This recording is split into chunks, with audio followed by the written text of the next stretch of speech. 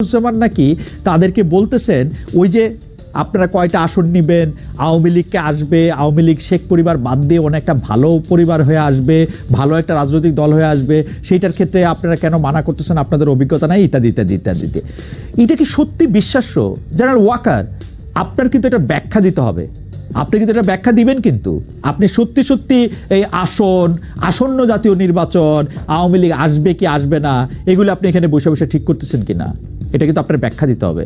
আপনার কিন্তু মনে থাকবে, আপনি যদি এটা ভালোর কারণেও করে থাকেন, আপনি যদি কারো ভালো করার জন্য এটা করে থাকেন, তবুও কিন্তু আপনি এটার ব্যাখ্যা দিবেন।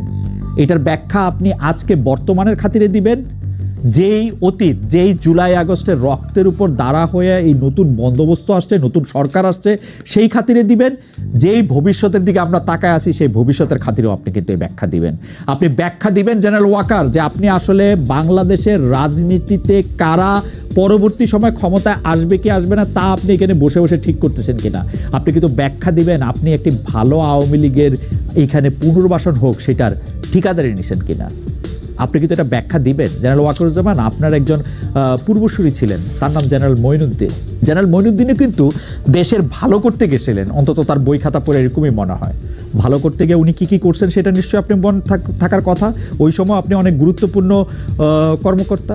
কিন্তু আমি আপনার কাছ থেকে এটার ব্যাখ্যা চাই। আপনি কিন্তু সব বিষয়ে কিন্তু আপনার অবস্থান পরিষ্কার করেন, আপনি কিন্তু কথা বলেন, আমাদের সাথে কথা না বলতে পারেন। আপনার কি বলে জানি, আপনার এটাকে জানি কি বলে, আইএসপিআর দিয়ে আপনি জানাবেন জনাব হাসনাত আব্দুল্লাহ এটা ঠিক বলছে কি ঠিক বলে নাই, আপনারা হাসনাত আব্দুল্লাহকে ডাইকা নিয়ে এগুলি বলতেছেন কিনা এটা জানাবেন, ঠিক আছে?